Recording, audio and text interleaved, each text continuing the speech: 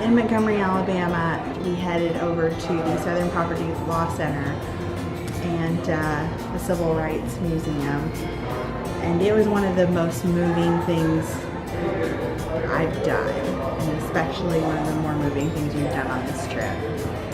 If you're ever in Montgomery, go. It's $2. $2. The little film they show, I cried. It's not information I didn't know, but man, is it powerful. And we made friends with Angie in the gift shop. If you ever go, talk to her, because she's amazing and font of knowledge and information. And she's doing the hard work. You'd think like working in a museum is working in a museum, and that's great, and you're cultured and whatever. But she's like, they get threats. They have people come in every single day and ask why they're spreading lies against white people, and it's ridiculous. We just spoke to the lady at the Civil Rights Museum in Montgomery, and she told us that it's still really tough, and once or twice a day she gets some fool in there that goes through the whole museum, sees all the artifacts, sees all the films, sees all the photographs, and just basically chastises her because none of it really happened, because there was no civil rights problem. And how dare they tell lies? Alternative facts. It was well laid out. It was it was interactive in a way. Just very moving. Yeah. Which is its point, I guess. So people don't forget the sacrifices made in the seeking of justice and civil rights. Dr. Martin Luther King, prophet and strategist. It's kind of awesome.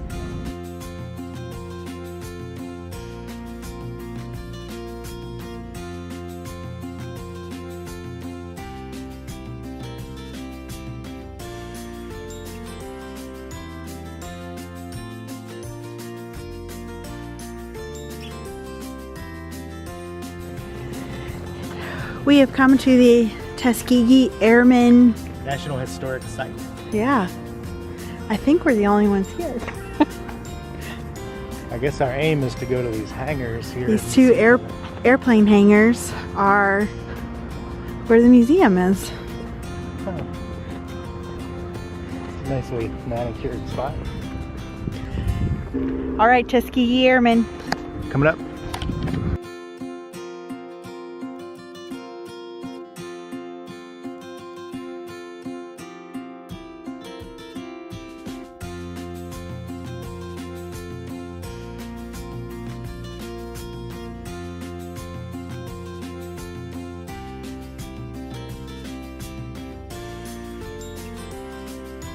And then we went to Atlanta, Georgia. It had been a long couple of days for me. I wasn't feeling 100%, so we decided to take it easy that night.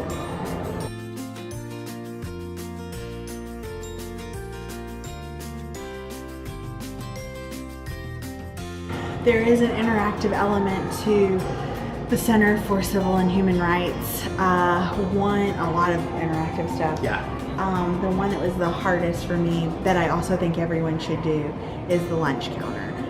They recreate the lunch counter where African Americans sat for hours To integrate the yeah. white-only Woolworths. Yeah, you put on these earphones and they ask you how long you can sit and take it. I lasted 1 minute and 20 seconds and I was crying. Andrew made it the whole time, which eventually they cut it off and sort of tell you about it. I couldn't make it that long. You're being, I mean, the earphones are basically, you're being taunted, you're being berated, people are whispering in your ear that they're going to kill you. It simulates them kicking your chair, kicking you. Yeah. You hear bottles breaking, you hear the person next to you, or at least the sounds of the person ostensibly seated to your left or right being beaten or being harassed also, which I imagine is what really happened. And that's the point of the exercise. Yeah. It's pretty rough when you're in it. Mm-hmm. There's a lot of interactive stuff that is really eye-opening, and then it's laid out well. Then you go to the second floor where it's more all kinds of human rights, LGBT rights, women's rights, minority Immigration rights. rights. Immigration rights, yeah. Everything that's been on the forefront of the news lately. There was a black tour guide giving a tour to 5 elderly women, 4 white women, 1 black woman. Trying to convince them in a kind way, but in a still desperate way, that it's important that everybody have equal human rights.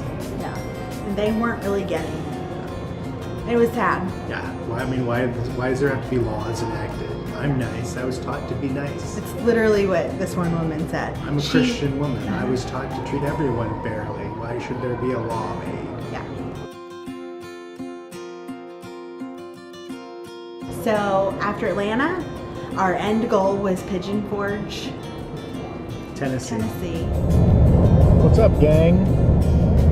We left Atlanta a while back, and we are on our way through the teeny tiny portion of South Carolina that we're gonna hit. That's Joy. Joy says hi. Hello. Hello. She's driving, as you all know. And this is the portion of South Carolina that we've been blessed with. It is raining, and we apologize for that, but they should really apologize to us, the people that are responsible for the rain, because it's been pretty rough. At least it's not like affect snow, which we've already done. And, you know, thanks for that too, Wakes. It's essentially a highway, as you can see. There's a shit ton of fireworks places, So many fireworks. apparently, and we weren't sure that that was even a viable method of making a living anymore. Who's buying them? Who needs them? And to what purpose? The one we passed was packed though. I guess people want to blow stuff up. The beginning of February. Valentine's Day? Maybe Valentine's Day. Baby, I got you this M80 and this Roman candle. Because I love you. There's some mud. Get some mud. We did go out of the way about an hour and a half so that we could hit the edge of South Carolina, where we stopped at the Love's gas station truck stop. You gotta go to a Love's, man. We love a Love's. They got that good coffee. And then we traveled through Asheville, North Carolina, where we stopped only to get a picture of the Ryan's Food Bar. Because it's gross. I'm told, I've never been. We only got a picture or two because it was pouring down rain and we were ready to get to Dollywood.